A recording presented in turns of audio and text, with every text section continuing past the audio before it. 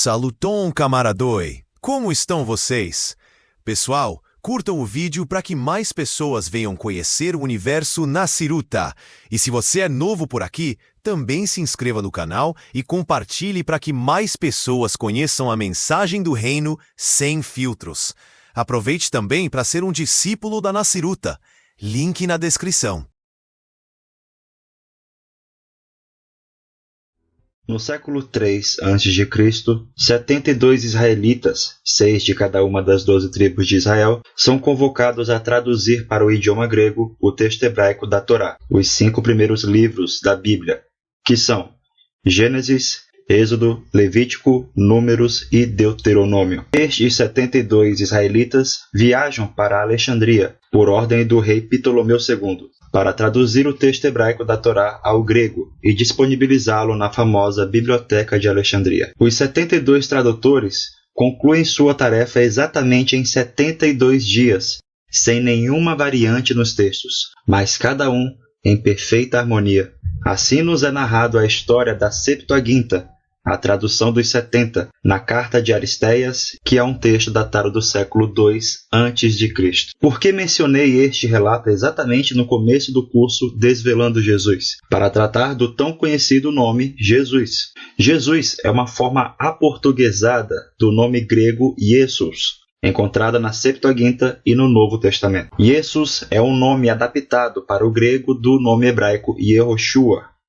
Como no grego não existe uma letra equivalente ao som da letra hebraica Shin e da letra Ain, Yehoshua foi transliterado no grego por Jesus, ou Yesu, na Septuaginta, como vemos aqui claramente em Êxodo, capítulo 17, verso 9 a 10, no texto grego da Septuaginta. Consequentemente, como os textos mais antigos referentes a Jesus estão no idioma grego, o seu nome aparece exatamente como apareceu na Septuaginta, Jesus. Assim, sabemos que o nome de Jesus é, originalmente, Yehoshua, ou Yeshua, como vemos em Neemias, capítulo 8, verso 17, que é a forma abreviada para o aramaico. Yehoshua, ou Yeshua, é um nome composto, cujo significado é Adonai salva. Agora entendemos a frase que diz: ela dará à luz um filho, e você o chamará de Jesus, Yehoshua em hebraico, pois é ele quem salvará o seu povo dos seus pecados. Mateus capítulo 1, verso 21. O mesmo jogo de palavras acontece entre o substantivo Yeshua e o nome Yeshua, na pregação que os israelitas ouviram em Atos capítulo 4, verso 12, como vemos. E não há salvação em mais ninguém, pois não foi dado dos céus outro nome entre os homens pelo qual seremos salvos. Com isso, os apóstolos e o próprio Jesus estão dizendo: não há salvação além do nome Adonai. E esta é a verdadeira revelação que veio trazer Jesus à humanidade, como veremos adiante. Jesus era filho de Yosef, o nome hebraico de José, e de Miriam, o nome hebraico de Maria. Tinha 4 irmãos: Yosef, Haramati, José de Arimateia em hebraico, Yehuda Tomá, Judas Tomé em hebraico, Yaakov Hatzadik, Tiago o Justo em hebraico, e Shimon, Simeão em hebraico, que foi o caçula. Também tinha 2 irmãs, cujos nomes não são mencionados. A família de Jesus era da linhagem de Davi, descendentes diretos do Império Davídico. Por essa razão, ele era chamado de o Nazareno. Aos 30 anos de idade, Jesus se torna discípulo de João Batista, um ermitão da descendência de Levi, filho de Zacarias e Isabel. Mas Jesus parece ter vindo de uma linha farisaica antes disso. Uma citação intrigante é a passagem do Evangelho segundo Lucas, capítulo 3, verso 23, que, segundo a Peshita aramaica, o pai de José é chamado Heli, trazendo as letras hebraicas He, Lamed e Yod. Já a versão grega da 8ª edição de Tchendov, Heli é chamado de Helei, trazendo as letras gregas Eta, Lambda, Epsilon e Iota. A questão é que nunca existiu algum israelita com o nome de Heli, com Re ou Helei, e não há nenhum significado para o hebraico ou o aramaico deste nome. Existe uma grande probabilidade do autor do Evangelho segundo Lucas estar escrevendo os relatos a partir de uma tradição oral, como acontece com a seguinte citação de Epifânio de Salamina, pai da Igreja e heresiólogo do século IV, que, ao mencionar sobre Hillel II, patriarca dos judeus e organizador do atual calendário israelita que usamos nos dias de hoje, descreve: agora o patriarca na época se chamava Elel. Acho que foi assim que Joséfo pronunciou seu nome, a menos que eu esteja enganado por causa do tempo. Ele era descendente de Gamaliel, um dos seus patriarcas. Epifânio de Salamina, Panarion contra os Ebionitas 30:4-2. Ora, o mesmo que aconteceu com Epifânio poderia ter acontecido com o autor de Lucas e, ao invés de dizer Hillel, ele descreve Helel. Poderia Jesus ser neto de Hillel? Hillel foi um grande sábio israelita no período do século I a.C. Ele era descendente do rei Davi e era o pai de Simeão, mencionado também em Lucas, capítulo 2, verso 25 a 35. Este mesmo Simeão era o pai de Gamaliel, e é aí onde vemos que estes são da mesma família de Jesus. Hillel ensinou que o homem precisava amar todas as pessoas, independente de cor, raça, cultura, e trouxesse todos eles à Torá, como é dito.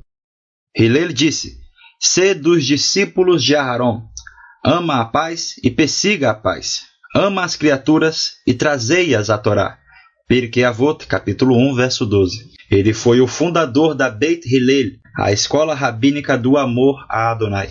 E, sem dúvida, foi ali onde Jesus viveu a maior parte de sua vida na infância e juventude, estudando a Torá junto de Gamaliel, o seu primo. Em um apócrifo do século II d.C., chamado Infância de Jesus, há uma narrativa interessante que diz: havia em Jerusalém um homem chamado Zacai, que instruía os jovens, e ele dizia a Yosef: Yosef, por que não me envias Yeshua para que ele aprenda as letras?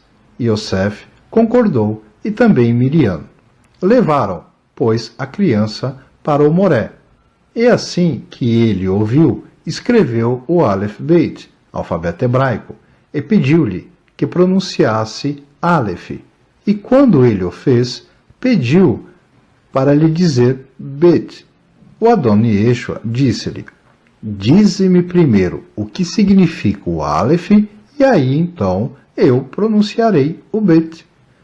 E o Moré preparava-se para chicoteá-lo, mas o Adon Yeshua pôs-se a explicar o significado das letras Aleph e Bet, quais as letras de linhas retas, quais as oblíquas, e as que tinham desenho duplo, as que tinham pontos, aquelas que não tinham, e por que tal letra vinha antes da outra. Enfim, ele disse muita coisa que o Moré jamais ouvira e que não havia lido em pergaminho algum.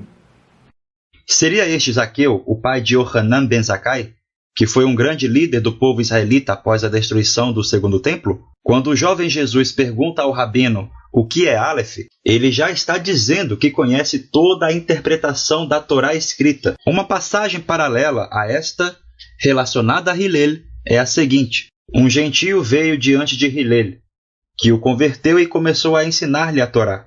No primeiro dia, ele mostrou as letras do alfabeto e disse: Aleph, Beit, Gimel, Dalet. No dia seguinte, ele reverteu a ordem das letras. O converso disse-lhe: mas ontem você não me disse isso.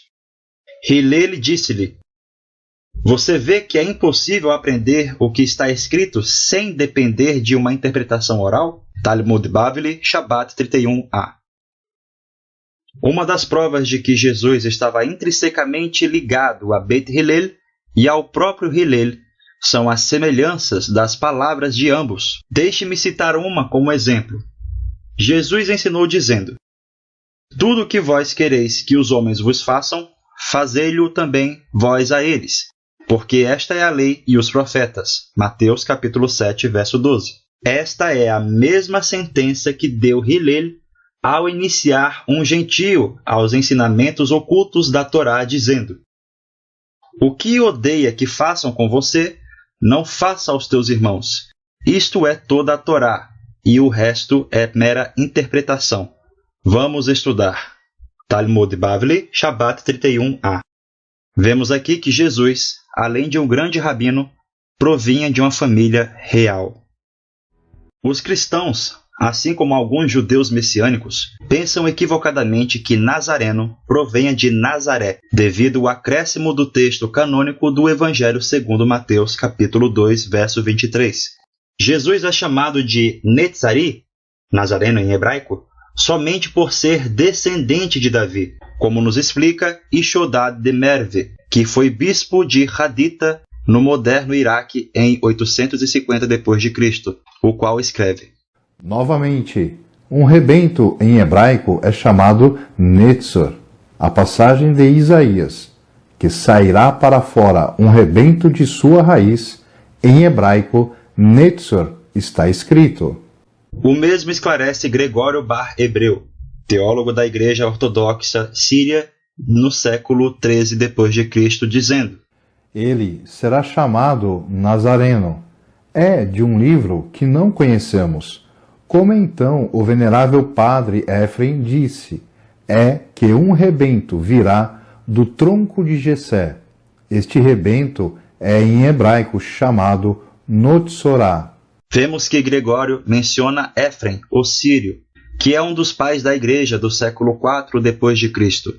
Éfrem, na citação de Gregório Bar Hebreu, estava comentando um livro chamado posteriormente por Eusébio de Cesareia de Diatessaron, conforme o livro História Eclesiástica, livro 4, capítulo 29, verso 6, cujo significado é mistura dos quatro, porque continha todos os relatos chaves que há nos 4 evangelhos canônicos. E nota-se pela citação de Gregório Bar Hebreu que Éfrem já havia comentado que Nazareno provinha da palavra hebraica Netzer, conforme Isaías 11:1, e não de uma cidade chamada Nazaré. A raiz etimológica de Nazareno, Netzari, provém do hebraico Netzer, que significa rebento, broto, ramo ou descendente. Jesus e toda a sua família eram chamados de Netzarim, nazarenos, porque eram da dinastia de Davi, como diz o profeta Isaías, e um broto, Netzer, das suas raízes frutificará. Isaías 11:1. Assim, aqueles que recebiam os ensinamentos de Jesus e de seus discípulos eram denominados de nazarenos. Por que devemos ter cuidado com as edições que chegaram até nós? Muitas pessoas têm o Novo Testamento e a Bíblia, assim como outros livros de outras religiões, como inerrante. E, no ponto de vista de fé, não podemos discordar de quem pensa assim. Porém, no ponto de vista histórico e filológico, a Bíblia e o Novo Testamento possuem muitos erros, acréscimos, interpolações e adulterações posteriores. E um grande exemplo é sobre a localização da cidade de Nazaré. Os textos atuais do Novo Testamento reivindicam que a localização de Nazaré é na Galileia. E, de fato, atualmente existe uma cidade na Galileia chamada Nazaré. No entanto, não havia uma cidade de Nazaré na Galileia nos tempos de Jesus. Somente após a destruição de Jerusalém e do templo é que os residentes de Judá se exilam na Galileia e regiões vizinhas, surgindo então a vila de Nazaré da Galileia. Em 1962, durante as escavações em Cesareia, na Palestina, a arqueologia cristã fez uma descoberta sinalizadora. As areias de Cesareia ofereceram 2 fragmentos de uma inscrição hebraica relativa às 24 famílias sacerdotais, mencionadas em 1 Crônicas, capítulo 24, versos 7 a 18, nomeando as aldeias da Galileia, onde cada família migrou, provavelmente após a revolta de Bar Coqueba, no ano 135 d.C., e após a dispersão do povo hebreu. Um dos fragmentos continha a palavra Nazaré, Netzaret em hebraico. No entanto, mesmo com essa evidência arqueológica, Nazaré da Galileia ainda é tida no século II d.C. como uma Kefar, que significa vila ou aldeia em hebraico. Se Nazaré da Galileia ainda era uma vila, por que todos os textos atuais do Evangelho segundo Mateus, no Novo Testamento, a denominam literalmente de Polim, que significa cidade em grego, cujo hebraico seria Ir. Até mesmo Jerônimo, pai da igreja e teólogo do século IV d.C., descreve: até agora, existe uma aldeia na Galiléia, defronte de Légio, tendo uma distância de 15 milhas, a oeste, próximo ao Monte Tabor, com o nome Nazara. Se até o século IV d.C. Nazaré era uma aldeia, como os textos a descrevem como uma cidade? Para uma pessoa desatenta, isso não significa muita coisa. Mas para um atento, isso acarreta sérios fatores e diversas questões. Uma delas é que essa passagem de Mateus não constava originalmente no texto fonte, utilizado pelo autor deste evangelho. E se constava, não mencionava uma cidade, e sim algo a mais. Com isso, vemos que o Novo Testamento possui textos adulterados e grandes acréscimos posteriores. Aliás, no próprio Codex Sinaíticos, um texto majoritário do século V d.C., existe a prova que Jesus e sua família residiam em Judá e não na Galiléia, como vemos. E no 6º mês, o anjo Gabriel foi enviado por Deus a uma cidade de Judá chamada Nazaré. Agora notem a imagem do Códex.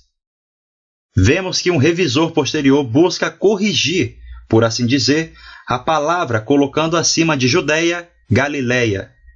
Ora, poderíamos até pensar que isso talvez fosse um erro do escriba, mas outro respaldo histórico de que a cidade onde Maria e José residiam era chamada Nazaré, e tal cidade era na Judéia e não Galiléia, é a de Eusébio de Cesareia, pai da igreja e escritor cristão do século IV d.C., que diz que vindo dentre estes que antes falamos sobre eles, e os chamamos de soberanos, pois eles são da mesma linhagem da família do nosso Salvador, e vindos de Netzaré e Corba, cidades de Judá. Eusébio está citando uma referência mais anterior que ele, a qual é Júlio Africano de 160 a 240 d.C. Outra evidência é o texto hebraico mais antigo do Evangelho de Mateus, conhecido por Mateus de Shem Tov, que, ao invés de dizer retirou-se para a região da Galiléia em Mateus capítulo 2, verso 22, nos diz Vayapen el Eretz HaGilgal, tradução, e voltou para a terra de Gilgal. Segundo o texto de Josué, Gilgal, ou Gilgal no português, é em Judá, próxima de Jericó, ao lado oriental da mesma, como diz, e o povo subiu do Jordão no 10º dia do mês 1º, e alojaram-se em Gilgal, no lado oriental de Jericó.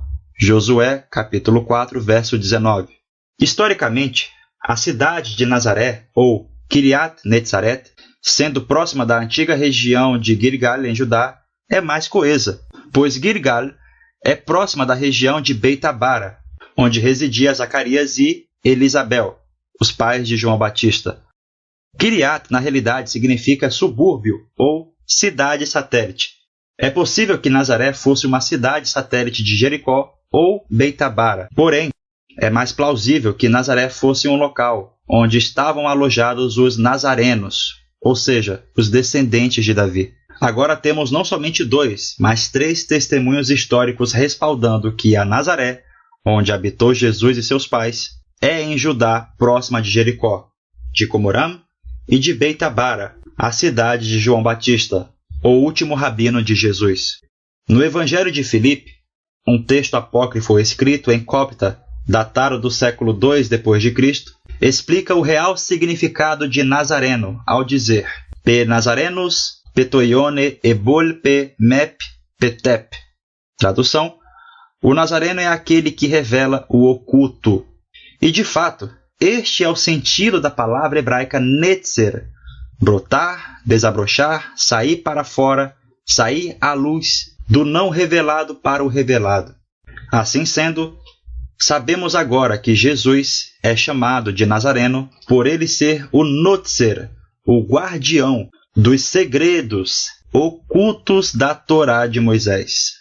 Uma lista de 12 discípulos de Jesus é apresentada nos evangelhos, os quais possuíam o cargo de apóstolos, palavra grega cujo significado é emissários, sendo o hebraico Sheluchim.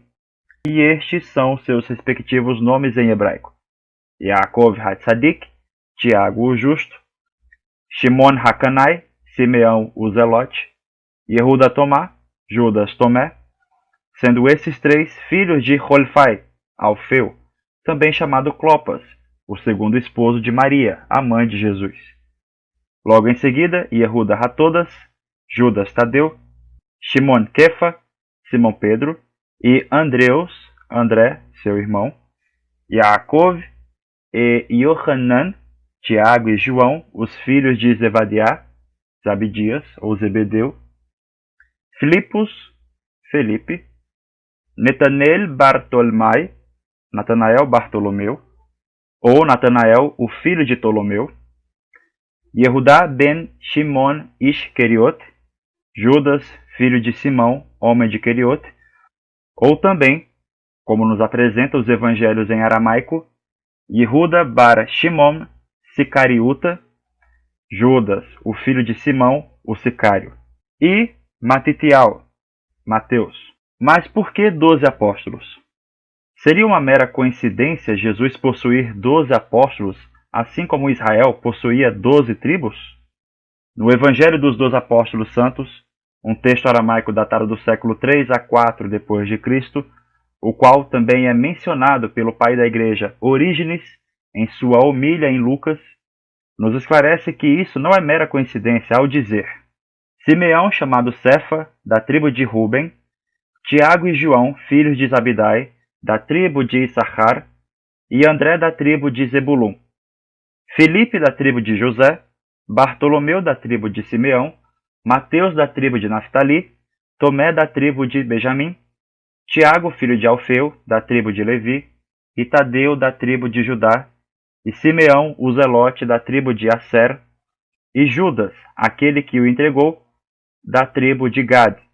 Esses 12 são seus discípulos, a quem ele prometeu 12 tronos, para que eles possam julgar Israel. Note que cada um dos 12 apóstolos rege uma tribo de Israel. Mais adiante, veremos o quão profundo são essas ligações e qual é a mensagem que isso nos traz. Mas agora vamos para a Cabalá para chegarmos até lá. Segundo a Cabalá, a ciência divina revelada pelo nosso pai Abraão, os padrões das tribos de Israel correspondem aos signos zodiacais das constelações, das letras hebraicas e dos meses do calendário hebreu. Vejamos. A tribo de Judá está ligada à constelação de Talê, cordeiro em hebraico, ao mês de Nissan, abril, e à letra Re. A tribo de Issachar está ligada à constelação de Shor, touro em hebraico, ao mês de Iyar, maio, e à letra Vav. A tribo de Zebulun está ligada à constelação de Teomim, gêmeos em hebraico, ao mês de Sivan, junho, e à letra Zain. A tribo de Reuben está ligada à constelação de Sartan, caranguejo ou câncer em hebraico, ao mês de Tamuz, julho, e à letra Het. A tribo de Shimon está ligada à constelação de Arié, leão em hebraico, ao mês de Av, agosto, e à letra Tet. A tribo de Gad está ligada à constelação de Betulá, virgem em hebraico, ao mês de Elul, setembro, e à letra Iud. A tribo de Efraim está ligada à constelação de Mosnaim, balança ou libra em hebraico, ao mês de Tishre, outubro, e à letra Lamed. A tribo de Menaché, Manassés, está ligada à constelação de Akrab, escorpião em hebraico, ao mês de Maheshvan, novembro, e à letra Nun.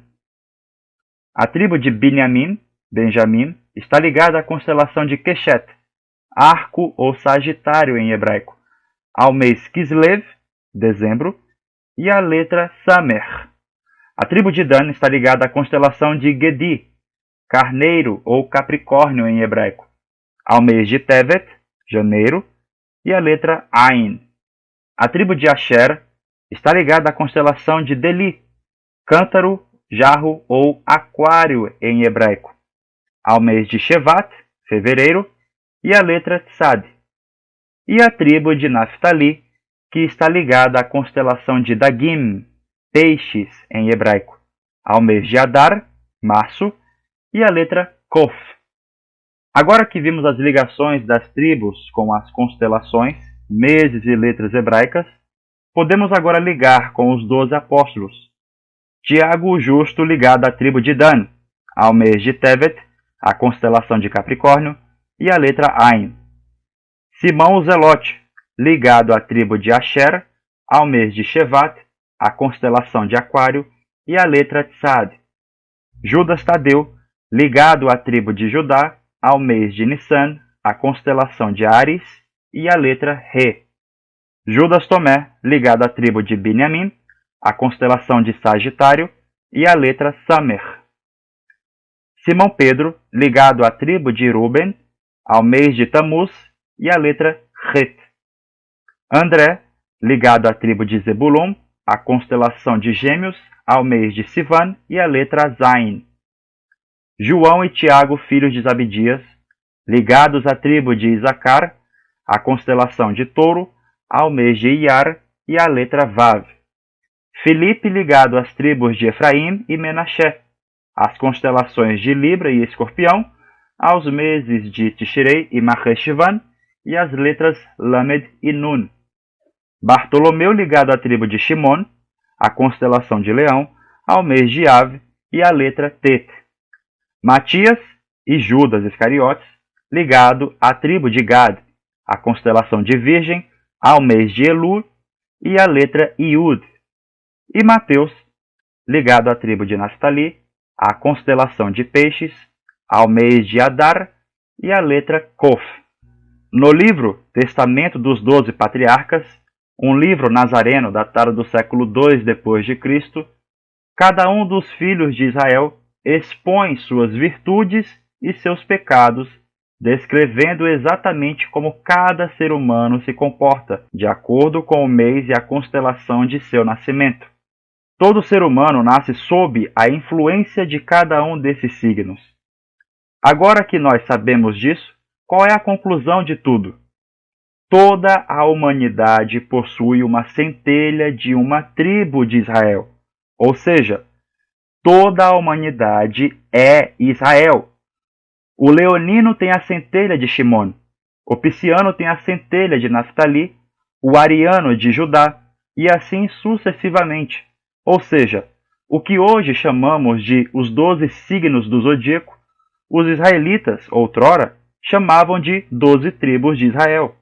E a nossa missão é corrigir a nós mesmos, buscando ser o melhor de si a cada dia, para que sejamos livres das nossas má inclinações, que adquirimos no momento do nosso nascimento, em determinado mês, dia, hora e constelação, com a ajuda dos 12 apóstolos, que são os meses da era messiânica, a qual é o ano aceitável de Adonai, conforme Isaías capítulo 61, verso 1 a 2. Para isso, temos mais um auxílio de 72 nomes divinos, as centelhas dos 70 juízes escolhidos por Moisés, que nos ajudam nessa autocorreção. Uma lista de 72 discípulos de Jesus é dada no Códex da Mefarreche, um texto dos 4 evangelhos datado do século 3 a 4 d.C., que, em Lucas capítulo 10, verso 1, nos diz: Umem batar halem, parash mem talmidauhi, acharane, shaveim nutrem, washadar enun, tren, kedan apauhi, lehulatar, wa medina da atid, hawa, lemizal. Tradução: E depois disto, separou dentre os seus discípulos outros 72, e os despachou 2 a 2 adiante dele, para todo lugar e cidade que futuramente estava para ir. Daqui vemos a origem dos 72 nomes divinos da Kabbalah, chamados também de Shem HaMeforash, visto que nenhum outro texto da Kabbalah é tão antigo quanto o próprio Códex da Mefarreche. Segundo Charles Cutler Torrey, arqueólogo e historiador americano, a expressão aramaica Evangelion da Mefarreche possui uma estranha e estreita conexão com a expressão hebraica Shem HaMeforash, que significa o nome explícito de Deus, o termo dado aos 72 nomes divinos da Kabbalah. E de fato vemos uma estranha conexão exatamente em Lucas capítulo 10, verso 1, ao mencionar 72 outros discípulos e ao usar a expressão Parash, na mesma passagem, que é a mesma raiz de Meforash. O Shem HaMeforash, ou seja, o nome explícito de Adonai, é o termo dado aos 72 nomes divinos, pois é o valor gemátrico das 4 letras explícitas, Yud, He, Vav, He, as letras que formam o nome divino Adonai, que somadas dão um valor gemátrico de 72. Evangelion da Mefaresh significa Evangelho dos Explícitos. Seriam os 4 evangelhos uma alusão às 4 letras do nome explícito de Deus, Adonai? Em um dos relatos mais profundos da Torá, em Shemot, Êxodo, capítulo 14, verso 19 a 21, Moisés, toma uma vara dos antigos filhos de Adão, que possuía os 72 nomes divinos, e abre o mar de Junco, o nome real do tão conhecido Mar Vermelho, como vemos. E estendeu Moshe a sua mão sobre o mar, com a vara grande e gloriosa que foi criada desde o início, e nela foram gravadas o Meforash, o nome grande e glorioso. Targum Jerusalém, Êxodo capítulo 14, verso 19. A passagem de Êxodo capítulo 14, verso 19 a 21, é conhecida pelos cabalistas por Vaissá, Vaiavô, Vayet, que são as iniciais de cada verso em hebraico. E os 72 nomes divinos são extraídos exatamente nesses 3 versos. Com isso, sabemos que os 72 nomes divinos são diferentes aspectos do próprio Adonai, como também os 72 outros discípulos são diferentes aspectos do próprio Jesus, e todos eles são uma só fonte. A Tanar, a Bíblia hebraica, alude a toda a humanidade, denominando-a como 70 nações. Com isso, Jesus em Lucas capítulo 10, verso 1, está dizendo que visitará toda a humanidade com os seus ensinamentos por meio dos seus 72 discípulos, para sairmos do Egito, ou seja, da escravidão dos impulsos da matéria e alcançarmos as virtudes do caminho, da verdade, da vida, do bem e do belo. Precisamos nos conectar com esses códigos divinos que estão ligados dentro de nós mesmos e recebê-los com toda a pureza de coração, livrando as nossas almas da má inclinação, que nos acarreta sempre a frustração e diversos infortúnios. Isso poderemos ver mais adiante nos ensinamentos secretos de Jesus. Desconstruindo a lendária imagem que a Igreja construiu de Jesus ao longo dos séculos por meio da teologia de Paulo de Tarso, vemos, nos próprios escritos dos pais da Igreja, um Jesus bem real, judeu, professor carismático e estrategista político. Ao invés de falarmos de tradições cristãs já bem conhecidas como o nascimento virginal, morte por crucificação para purgar os pecados da humanidade, Jesus celibatário, etc., quero neste capítulo dar voz a tradições não cristãs e extrair delas a síntese das teses cristãs e das antíteses apócrifas. James Tabor, professor de judaísmo antigo e cristianismo primitivo na Universidade da Carolina do Norte, descreve, no seu livro A Dinastia de Jesus, que o movimento de Jesus, chamado de Nazarenos ou O Caminho, era um movimento dinástico davídico, com o intuito de derrubar o domínio de Herodes Antipas, o Edomita, e que tal movimento foi gradualmente segregado e desconstruído pelo ponto de vista paulino, formando então o atual cristianismo, totalmente gentílico. Os líderes, segundo as evidências históricas dispostas no livro de Tabor, eram Simão o Zelote, chamado filho de Clopas, Tiago o Justo, filho de Alfeu, Clopas em hebraico, e Judas Tomé, todos irmãos de Jesus por parte de mãe, visto que, após a morte de José, Maria se casa com o seu irmão mais novo, Alfeu, também chamado Clopas, como também mencionado pelo pai da igreja Epifânio de Salamina. Tabor produz perfeitamente o retrato de um homem real, em um período tumultuado, que realmente acreditava que suas ações alcançariam o fim da ocupação romana e o retorno do Império Real Davídico de Israel. Um intrigante e duvidoso testemunho histórico sobre Jesus é o chamado Testimonium Flavianum, de Flávio Josefo, historiador judeu do século I d.C., que, nas atuais versões gregas, descreve: houve nesse período Jesus, um sábio homem, se é lícito chamá-lo de homem, pois ele foi o autor de coisas maravilhosas, um professor tal que fazia os homens receberem a verdade com deleite. Ele fez seguidores tanto entre os judeus como entre os gentios. Ele era o Cristo. E quando Pôncio Pilatos, seguindo a sugestão dos chefes entre nós, condenou-o à cruz. Os que o amaram no princípio não o esqueceram, porque ele apareceu a eles vivo novamente no terceiro dia, como os divinos profetas tinham previsto, estas e milhares de outras coisas maravilhosas a respeito dele, e a tribo dos cristãos, assim chamados por causa dele, não está extinta até hoje.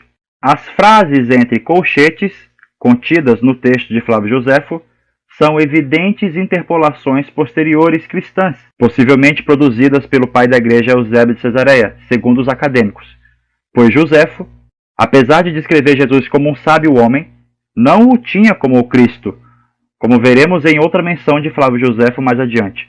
Tirando as interpolações posteriores do texto, assim fica o testemunho flaviano. Houve nesse período Jesus, um sábio homem. Ele fez seguidores tanto entre os judeus como entre os gentios. E quando Pôncio Pilatos, seguindo a sugestão dos chefes entre nós, condenou-o à cruz, os que o amaram no princípio não o esqueceram, e a tribo dos cristãos, assim chamados por causa dele, não está extinta até hoje. 3 pontos aqui são interessantes ressaltar como, primeiro, Jesus é um sábio, professor de judeus e gentios. Aqui fica evidente que Jesus se assemelhava grandemente com o ancião Hillel, o seu avô, pois Hillel cativava muitos entre judeus e gentios pelos seus ensinamentos profundos da Torá. O que fica mais evidente que Jesus era um nobre rabino da Beit Hillel.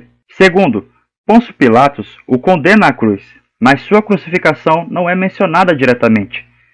Essa frase é interessante, pois nos remeterá a outro personagem chamado discípulo amado, ao Alcorão e os textos apócrifos acerca da crucificação ou não crucificação de Jesus. Terceiro, uma tribo dos cristãos não estava extinta. Aqui fica evidente que Flávio Josefo não está mencionando a atual religião cristã, fundamentada em Paulo, ao dizer uma tribo dos cristãos, mas se refere aos nazarenos, os messias ungidos. Tal palavra que em grego é Christianon, a estirpe real davídica dos judeus. Mais adiante, Flávio Josefo menciona Tiago, o justo, o irmão de Jesus, dizendo: Festo agora estava morto, e Albinos estava ainda na estrada. Então Ananos reuniu o sinédrio dos juízes e trouxe diante deles o irmão de Jesus, que era chamado o Messias, cujo nome era Tiago, e alguns outros.